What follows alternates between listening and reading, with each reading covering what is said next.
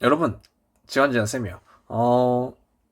지금 강의를 찍다 보니까 분량이 너무 많아져서 이 만주사변 전후로 한번 끊어서 따로 업로드 할게요. 여러분들이 한 번에 듣기 너무 부담스러울 수도 있고 또 이렇게 길면 업로드가 잘 안 됩니다. 제 컴퓨터가 별로 안 좋아서 잘 안 돼가지고 따로 한번 올려볼게요. 만주사변부터 볼 건데 그 전에 1920년대 일본의 상황을 살짝 볼게요. 요게 교과서 한 종인가 있어. 근데 그렇게 중요하진 않거든요. 시험에도 아직 한 번도 등장한 바 없고 교과서에서도 가볍게 서술하고 있으니까 살짝만 보겠습니다. 1920년대 일본은 다이쇼 데모크라시라고 해요. 다이쇼는 천황 이름이에요. 다이쇼 천황 시대에 일어난 헌정옹호 운동, 민주주의 운동이라고 합니다. 헌법 질서를 옹호하는 운동, 민주주의를 지키자는 운동. 그래서 노동조합도 결성하고 일본 내에서도 사회주의가 확산됩니다. 그리고 이런 다이쇼 데모크라시의 영향으로 보통선거법도 제정되긴 해요. 그렇지만 일본은 치안유지법을 제정해서 사회주의 세력 탄압합니다. 일본에서도 사회주의 세력이 많이 탄압받아요. 그냥 일본 1920년대엔 이랬다, 이렇게만 이해해 주시면 되고요. 본격적으로 만주사변 시작해보도록 하겠습니다. 만주사변의 배경. 1929년에 전 세계적으로 대공황이 일어나죠. 그래서 미국부터 시작한 경제 위기 때문에 전 세계 경제가 전체 다 하락해요. 그래서 일본 역시 마찬가지였습니다. 그래서 일본은 만주로 식민지를 확대해서 좀 더 생산시장을 확보하고자 이런 생각이 있었죠. 그리고 당시 중국 국민혁명의 확산으로 중국이 통일되니까 만주에서 일본의 세력이 약화되는 느낌도 있었죠. 1928년에 북벌이 완성되면서 일본이 만주에서 세력이 조금 약화됐었습니다. 그래서 일본의 우익과 군부 세력들은 이런 여러 가지 이유로 대륙 침략을 통해서 경제 위기를 극복하자고 주장합니다. 그리고 얘네들이 정권을 장악해요. 그래서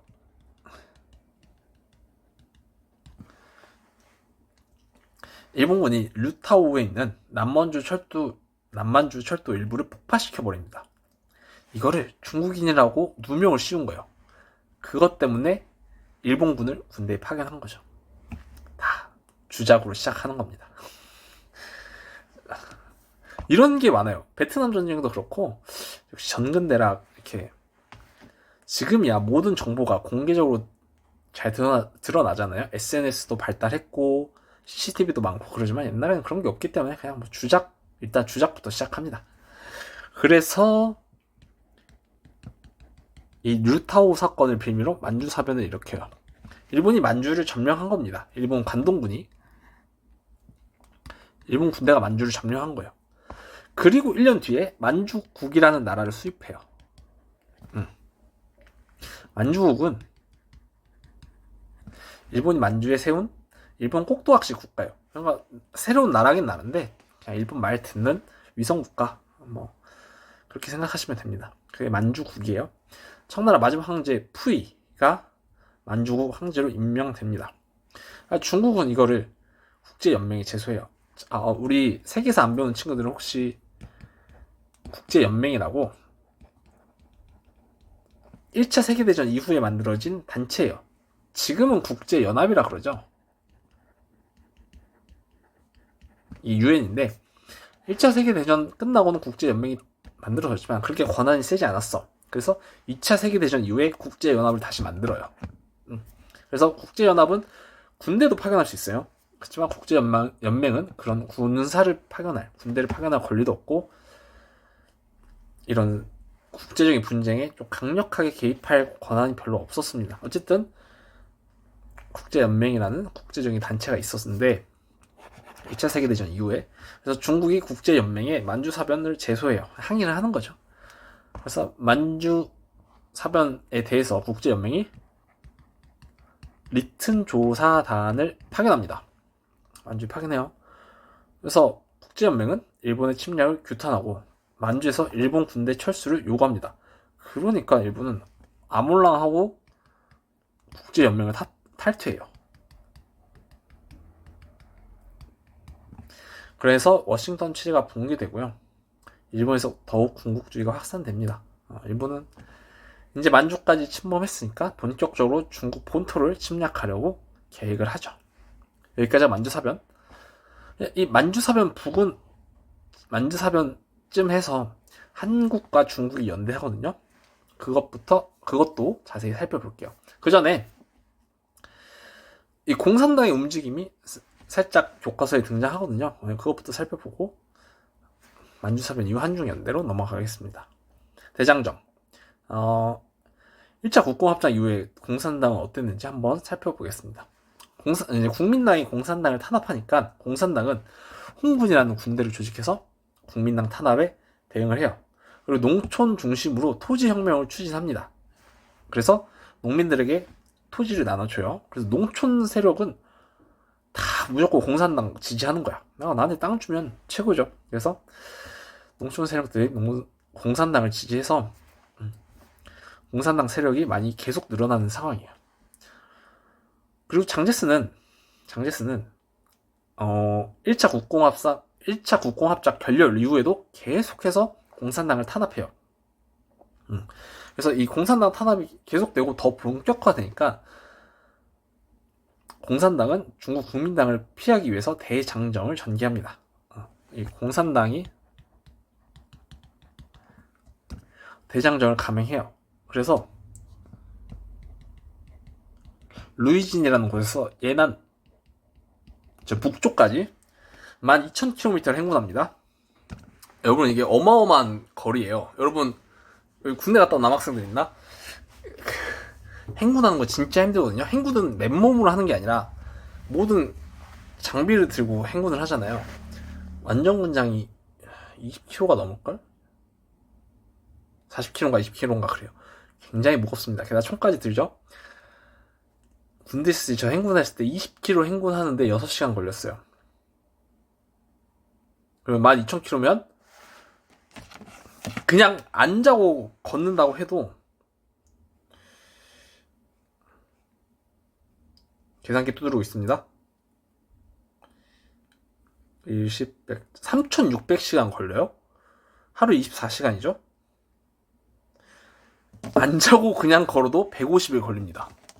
어마어마하죠. 그러니까 12,000km를 2년간 1934년부터 36년까지 행군을 해요.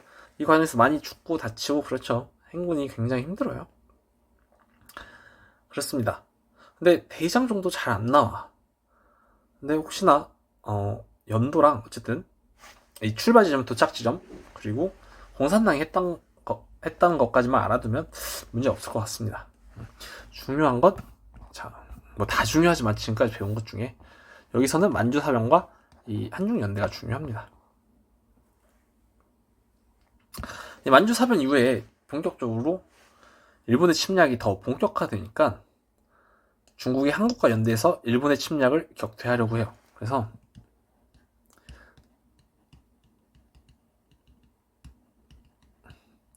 조선혁명군, 양세봉의 조선혁명군이 중국 우영군과 연대합니다.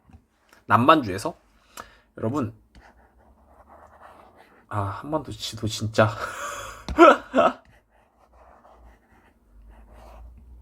이렇게 있으면 여기가 남만주고 여기가 북만주예요. 남만주, 북만주. 오케이?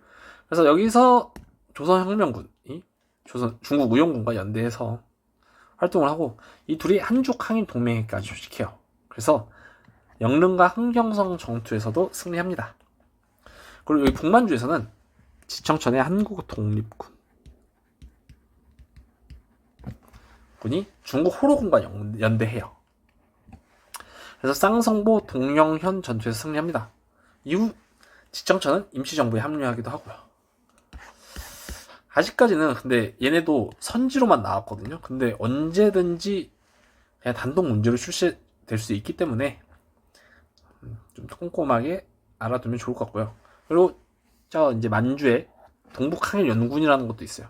만주 내 한국, 중국 사회주의자들이 연대해서 동북인민혁명군을 조직하고 동북항일연군으로 확대 개편해요. 그래서 항일 유격투쟁을 전개하거든요. 유격전이 뭐냐? 우리 군대 가면 남학생들 유격 훈련 많이 합니다. 너무 군대 얘기 많이 하나요? 아이고, 그냥 어쨌든 유격은 뭐냐면, 유격전투 뭐냐면 이게 빠르게 치고 공격하고 빠지고 치고 공격하고 빠지고 이거를 유격전이라고 해요. 그래서 이제 이 유격 전투를 중심으로 활동하는 게 동북한인 연군이거든요. 여기서 활동한 대표적인 독립운동가가 김일성입니다. 우리가 아는 그 김일성 맞아요? 김정은 할아버지. 그 양반이 여기서 독립운동을 했었어요. 그 다음에 이제 여기서 활동하다가 해방 유엔 북으로 들어오는 그런 활동을 보여줬습니다. 그래서인지 시험에 잘 안 나와. 북쪽 양반이기 때문에 시험에 잘 안 나옵니다. 자, 중국 관내. 자, 요거는 만주잖아. 여러분, 중국 관내라는 말이 뭔지 아나? 여기 한번 넣으면 여기가 만주잖아. 이 본토와 여기 본토를 중국 관내라고 해요. 여기서는 중국 국민당이 계속해서 임시정부를 지원해요. 아까 홍커우 상하이 그거 이후에 계속 지원한다고 했었죠. 그래서 활동비도 지원하고 중국 중앙군관학교 뤄양 분교에 한인특별반을 개설해서 한국의 여러 군인들이 계속 교육을 받기도 합니다. 그리고 이 둘이 한중민족 항일대동맹이라는 걸 결성해요. 그래서 임시정부랑 중국 국민당 연합한 단체거든요. 근데 요거는 선지로만 등장하고 특히 연도 아는지 물어보니까 연도랑 이 단체 암기해 주시면 될 것 같아요. 자, 그래서 만주사병과 한중연대도 이렇게 마무리할게요. 중요하니까 꼭 잘 살펴봐 주시고요. 자, 중일전쟁부터 태평양 전쟁까지 이제 살펴보겠습니다. 이렇게 살펴보고 그 다음에 이 중일전쟁 이후의 한중연대를 또 살펴볼 거예요. 여기도 시험이 자주 나오고 그리고 마지막으로는 가볍게 반제연대까지 살펴보겠습니다. 이제 얼마 남지 않았어요. 여러분들 화이팅! 자, 중일전쟁과 태평양전쟁 그리고 만주사변도 마찬가지겠지만 요 흐름이 중요해요. 배경 전개 결과 이렇게 흐름 먼저 잡아두시고 자세한 내용까지 그 다음 암기해 주시면 될 것 같습니다. 자, 중일전쟁 배경 루고우 차오 사건으로 중일전쟁이 일어납니다. 루고우 차오는 베이징 근처에 있는 다리예요. 다리. 근데 여기서 이 루고우 차오 근처에서 일본군 병사가 실종됩니다. 그래서 일본군이 이 병사를 찾겠다고 중국군 주둔 지역에 진입을 요구해요. 중국군이 거부합니다. 그래서 일본군이 이때 발포를 해요. 그래서 일본군과 중국군이 살짝 충돌이 있어요. 결국 이 사건을 빌미로 일본이 중국 본토를 침략하게 됩니다.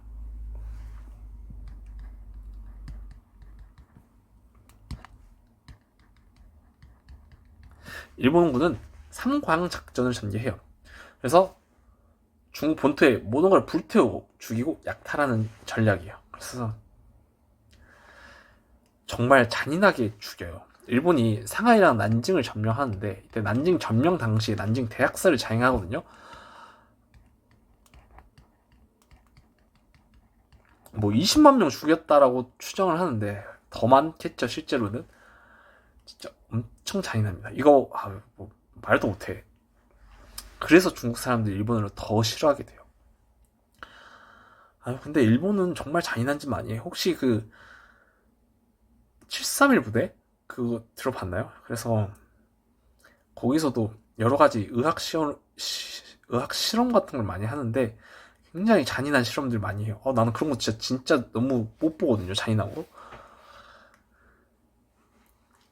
731 부대 가지고 사람 신체 실험한 거 보면 난 징그러서 어쨌든 옛날엔 그랬습니다. 어쨌든 좀 잔인하게 죽여 상광작전까지 전개합니다. 그런데 일본이 주요 도시는 점령했지만 중국 땅이 너무 넓기 때문에 전체를 지배하지 못해요. 그래서 중일전쟁이 질질 끌리죠. 이러던 와중에서 중국은 일본에 대항해야 될 거 아니에요. 그래서 중국 내 항일운동 요구가 확산됩니다. 그래서 중국 공산당이 우리 내전 그만하고 일본에 같이 대항하자. 그래서 중국 공산당이 먼저 연합을 제안해요. 국민당에게.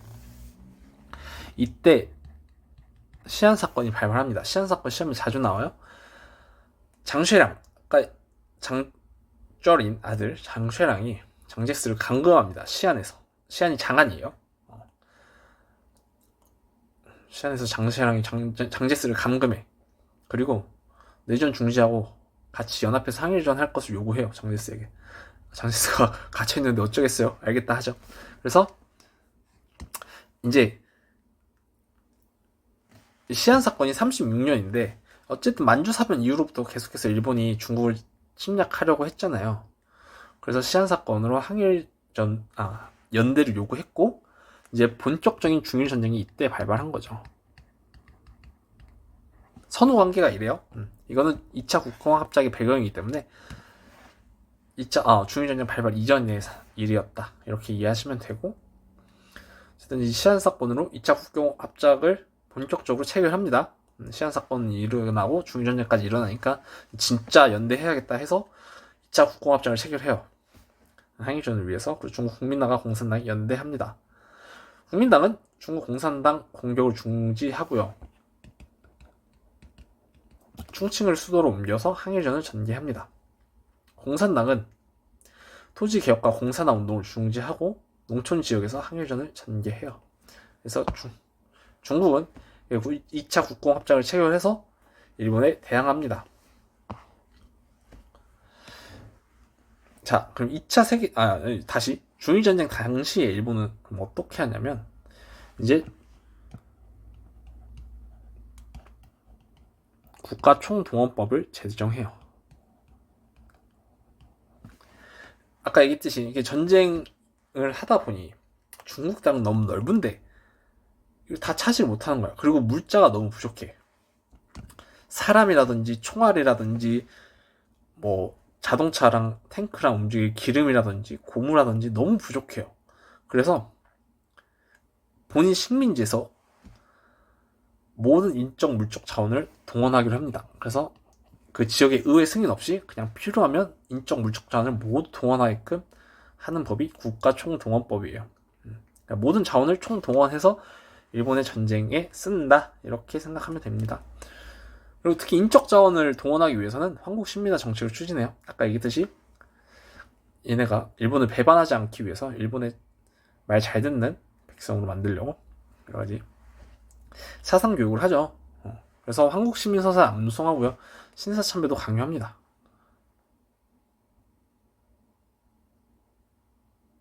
그래서 인적 수탈, 물적 수탈 나눠서 보면 근데 국가총동원법도 지금까지 연도를 물어보는 수준으로만 나와서 자세한 내용까지는 아직 등장한 바가 없지만 역시 또 사람 일을 모르는 거라 또 평가는 모르는 거라 한번 살펴보겠습니다. 조선에서는 국민정신총동원 조선연맹을 조직해서 징용과 징병제를 실시하고요. 여러분 징용이랑 징병제는 달라요. 징병제는 군대로 끌고 가는 거고 징용은 공장 같은데 일하러 끌고 가는 거예요. 그래서 그런 거 착각하면 안 돼. 여기 위안부가 있잖아요. 일본군 위안부. 대부분의 여성분들이 일본군 위안부로 끌려갔지만 그냥 징용으로 끌려간 여성분들도 있어요. 그냥 가서 이제 노동만 하는 공장 같은 데서 일만 강제로 하는 그런 여성분들도 있거든요. 그러니까 이 징용 갔다 왔다 해서 위안부라고 착각하는 건 좋지 않다. 이렇게 말씀을 드립니다. 그래서 징용 갔다 온 할머님의 이야기도 저 대학 다닐 때 들었는데 자기는 갔다 와서 사람들이 위안부로 오해하는 게 물론 이제 위안부 할머님들도 고생을 많이 하셨고 많은 핍박을 받았겠지만 징용 갔다 온 할머니 입장에서는 이제 위안부로 오해하는 게 너무 힘들었다고 얘기를 하시더라고요. 그래서 그런 차이도 있다 이렇게 얘기를 하면서 타이완에서도 징병제를 실시하려고 한미공공회 이런 단체도 만들고 일본군 위안부에서 조선 및 아시아 여성들 우리나라뿐만 아니에요. 동남아시아 여성분들도 많이 끌고 가. 그리고 자국민도 동원해요. 징용 징병제. 오키나와 주민들한테는 자결까지 강요해요. 그리고 물적 수탈은 공출제라 해서 쌀, 금속 뭐 모든 거 싹 다 먹을 거 고기, 돼지 다 끌고 가. 조선이나 타이완 등등에서. 그러니까 이렇게 하다 보니 다 끌고 가면 먹을 게 없잖아요. 그래서 이 식량을 다 이미 걷어간 다음에 뺏겼다고 표현할게요. 그냥 기존에 살던 사람들한테는 배급을 해줘요. 식량 같은 거나 생필품을 나눠주는 거지, 일본에서. 근데 뭐 많이 나눠줬겠어요? 이만큼 나눠주지. 그렇습니다. 그래서 배급제까지 시행했다, 이해하시면 되겠습니다. 자, 그 다음 전쟁이 질질 끌리고 있는 상황이에요. 중일 전쟁이 질질 끌리고 있는 상황에서 2차 세계대전이 발발합니다. 역시 동아시아사만 하는 친구들을 위해서 잠깐 얘기하자면, 독일이 점점 유럽에서 세력을 확장하다가 결국 폴란드를 침공해요. 그래서 영국과 프랑스가 독일에게 선전포고를 하죠. 독일이 폴란드 침공한 거는 이제 넘을 수 없는 강을 건넜다, 그렇게 얘기하면서 영국과 프랑스가 참전하고 2차 세계대전이 발발합니다. 역시 온 동대방대 국가들이 다 참전하게 돼요. 이때 1939년에 2차 세계대전이 발발하고요. 삼국 동맹을 결성합니다. 우리 세계 사는 친구들은 1937년 삼국방공협정까지 알고 있을 거예요. 삼국방공협정은 이 세 나라가 공산당에 대항해서 군사적 동맹을 체결한 동맹이고요. 이제 1940년의 삼국동맹은 어떤 나라에 대해서도 군사적 행동을 같이 하자, 만약에 누가 독일 공격하면 이탈리아, 일본이 군사적으로 지원하자, 이렇게 체결한 게 삼국동맹 결성입니다. 한층 더 강화된 군사적 동맹이라고 생각하면 돼요. 삼국동맹, 1940년의 삼국동맹이 1937년보다 한층 더 강화된 단계의 군사동맹이다 라고 생각하면 되는데, 여기서 주의할 점은, 여러분, 동아시아사에서는 이거밖에 안 나와. 1940년의 삼국동맹밖에 안 나오고, 세계사에서는 37년의 삼국방공협정밖에 안 나와요. 그러니까 이거 작년 수능이었던 것 같은데? 이사수능. 맞죠? 아닌가? 잠깐. 아니다. 이사수능이었던 것 같아, 내 기억상. 이사 아니면 이호 수능인데, 이거 삼국동맹 결성 연도 언젠지 알아? 라고 물어봤죠. 근데 쌍사하는 친구들 이거 37년으로 OS 틀린 학생들 많단 말이야. 그러니까 꼭 동아시아사에서는 40년이다. 동아시아사만 하는 학생들은 상관없어요. 근데 쌍사하는 학생들은 세계사, 동사 이거 구분해서 연도 암기해야 돼요. 아시겠죠? 어쨌든 이렇게 독일, 이탈리아, 일본의 군사적 동맹이 강화되었다. 그래서 전쟁이 확산되니까 일본은 베트남을 침공해요. 베트남 프랑스 식민지였죠.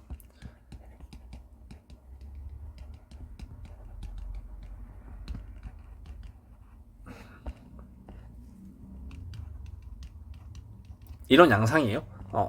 이렇게 둘이 싸우는데, 어쨌든 일본은 프랑스 식민지였던 베트남을 침공합니다. 그런 것도 있고, 이제 베트남에서 여러 전쟁 물자를 확보하려는 거였죠. 베트남에 고무도 많이 나오고, 인도네시아까지 내려가면 석유가 나오거든요. 그런 걸 다 탐낸 거지. 근데 이전에 미국이 일본한테 동남아시아 내려오지 말라 그랬어요. 왜냐면 미국에는 필리핀이라는 동남아시아 식민지가 있었잖아. 미국 입장에서는 일본이 동남아시아까지 내려오는 게 싫었죠. 자기 식민지도 있었고. 그래서 안 된다 했는데, 일본이 내려오니까 이제 미국도 안 되겠다 해서 경제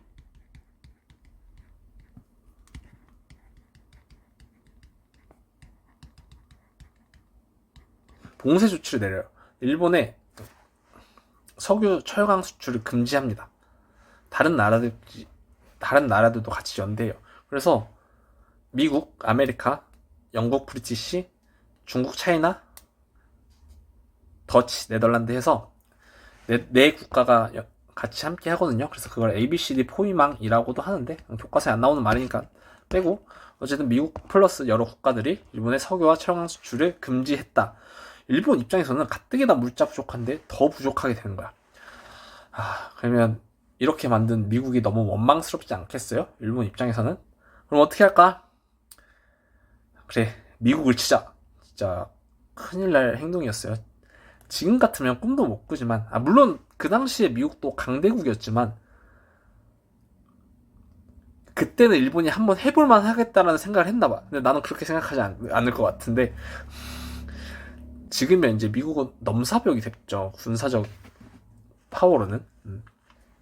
근데 그때는 뭐 일본 입장에서 한번 해볼까 했나봐요. 그래서 하와이 진주만을 기습 공격합니다. 태평양 전쟁이 발발해요. 그리고 영국령 말레이 반도도 선제 공격합니다. 일본이.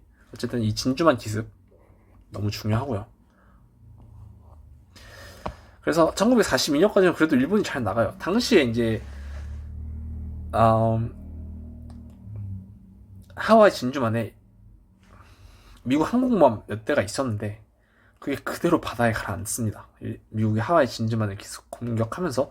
근데 그래도 몇 대가 남아 있었어. 그래서 미국이 그 남은 항공모함에 비행기 가득 싣고 일본 공격하러 갑니다. 그래서 태평양에서 둘이 굉장히 전쟁을 많이 해요. 그래서 1942년까지는 일본이 나름 괜찮았어요. 그래서 최대 전선을 확보해요. 그래서 일본이 가장 많은 영토를 그때 확보했어요. 1942년에. 그래서 일본이 대동강 공영권을 내세워서 동남아시아나 남태평양 일대까지 점령합니다. 그래서 가장 넓은 영토를 일본 입장에서 확보했다 이렇게 생각하면 되고요.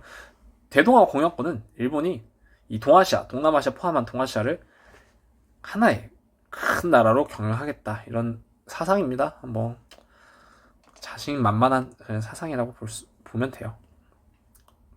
근데 일본이 이렇게 전쟁을 일본이 나름 승기를 잡아가고 있는데 미국이 미드웨이 해전에서 승리해요. 그때부터 연합국의 전세가 반격됩니다. 여기 연합국, 여기 동맹국이라 하거든요. 아니면 주축국 이렇게 표현하기도 해요. 어쨌든 미국 쪽에 있는 데가 연합국인데 이때부터 연합군의 전세가 역전됩니다. 그 영화 미드웨이 있거든요. 그거 굉장히 재밌어요. 여러분 수능 끝나고 꼭 보세요. 역사 좋아하는 학생들은 진짜 재밌습니다. 그리고 그 비행기 날아다니는 CG가 굉장히 멋있어요. 자, 이때부터 이제 미국이 승기를 잡았고 결국 일본이 과달카날 섬에서 철수하게 됩니다. 아예 이제 태평양에서 점점 힘이 빠지는 거죠. 그리고 1943년에 이탈리아가 항복을 해요. 그리고 카이로 회담을 열어서 한국의 독립을 최초로 약속합니다. 카이알포는 우리 다음 단원에서 더 자세히 만나볼게요. 자, 그 다음 얄타. 여기서 이제 소련의 대일전 참전을 약속합니다. 소련이 유럽 전선, 유럽과의 전쟁에서만 있다가 이제 일본과의 전쟁, 태평양 전쟁에도 합류하겠다라고 약속을 받아요. 그리고 1945년 5월에 마침내 독일이 항복합니다. 그 다음에 포츠담 선언. 일본한테 지금 항복하지 않으면 진짜 죽여버리겠다 이렇게 경고합니다. 정말 무섭게 경고해요. 여기서 항복 안 하면 자, 일본은 끝장을 보게 될 거다 이렇게 경고를 하는데도 일본이 포기를 안 해. 항복을 안 하고 계속 저항해요. 어떻게 저항하냐면 여러분 가미카제 특공대라고 들어봤어? 일본 애들이 비행기에 전투기에 날아갈 수 있는, 그러니까 일본에서 뜨면 태평양까지 갈 수 있는 기름만 주는 거야. 편도 기름만 줘요. 그럼 돌아올 기름은 안 줘. 그럼 어떻게 하라는 거야?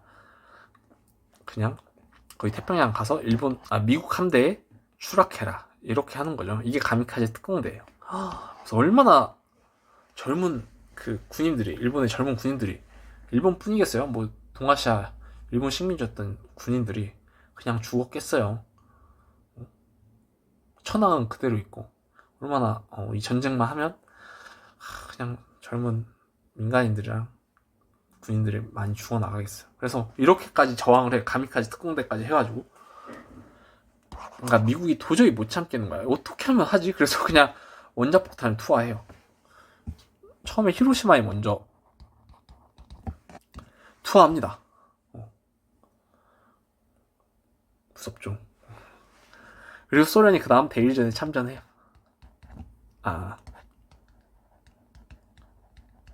그리고 한 방 더 나, 미국이. 나가사키에. 야, 근데 나 같으면 히로시마에 떨어지기 전에도 항복을 했겠다. 아유, 그래. 그렇다 해도 히로시마에 떨어진 다음에 항복했겠다. 그리고 두 방까지 맞았어야 될까요? 좋지도 않은 거. 나는 이해를 못하겠어. 근데 자세히 이 내막을 솔직히 얘기하면 천황 있고 이 밑에 있는 애들이 더 문제야. 얘네들이 천황한테 계속 이길 수 있다라고 꼬셨어요.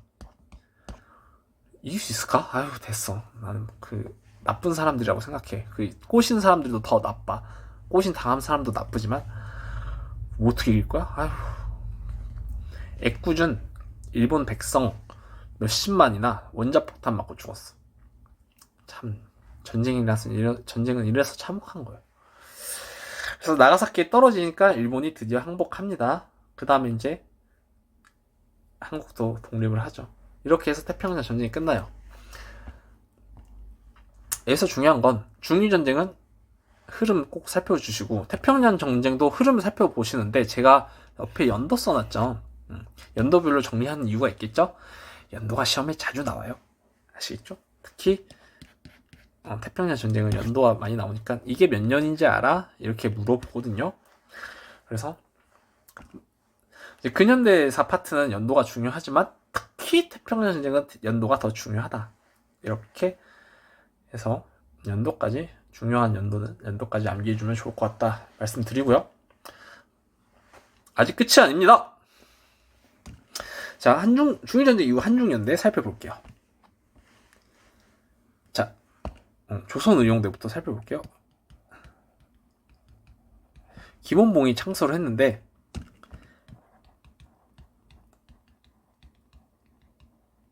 우한 한커우라는 곳에서 조선의용대 부대를 창설해요. 우한이 어딘지 알아요? 코로나 터진 데가 어디지? 코로나 터진 데가 우창이죠. 아닌가?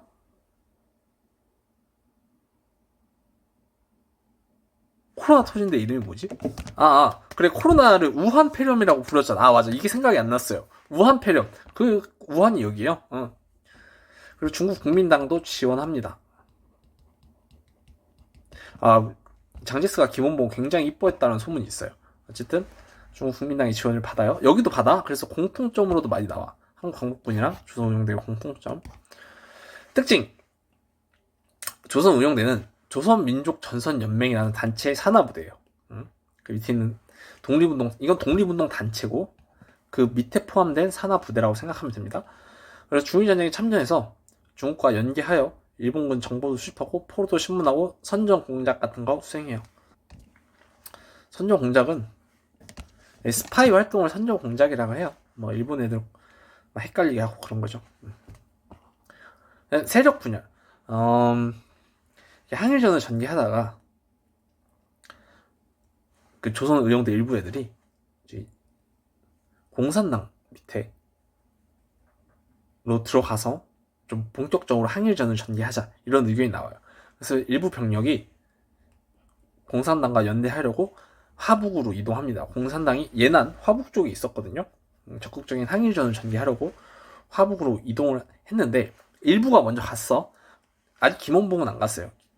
그래서 이 일부 간애들이 조선의용대 화북지대를 예단해서 결성을 합니다. 그리고 나중에 조선독립동맹 산하 조선의용군으로 이름을 개편해요. 나머지 애들도 화북으로 가려다가 김원봉과 나머지 자녀 세력도 화북으로 가려다가 나중에 가려던 와중에 김구가 부릅니다. 그래서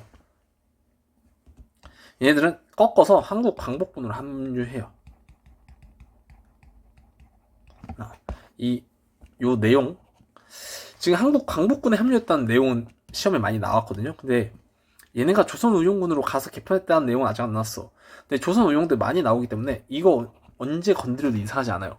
그러면 굉장히 많은 학생들이 어려워할 거거든요. 이름도 비슷하기 때문에. 그래서 확실하게 알아둬야 됩니다. 아시겠죠? 자, 한국 광복군 살펴보겠습니다.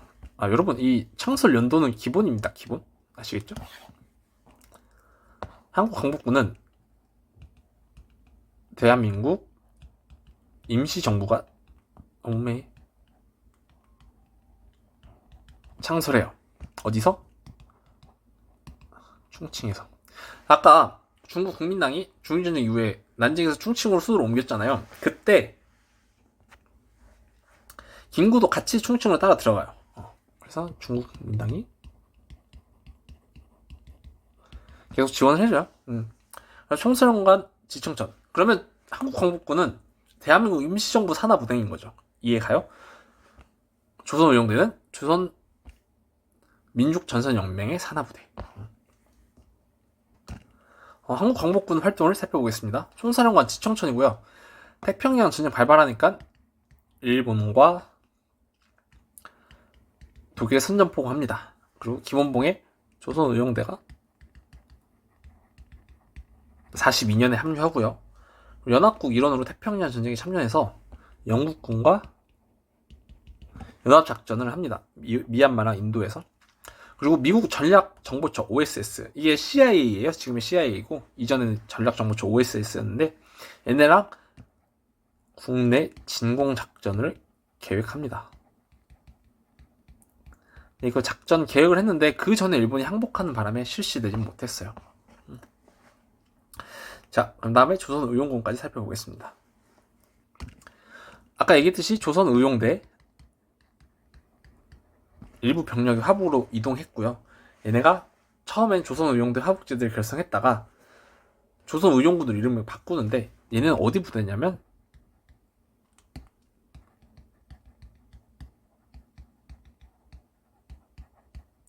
조선 독립동맹이랑 독립운동 단체 밑에 있는 부대예요. 그래서 조선 독립동맹 산하부대가 조선의용군이다.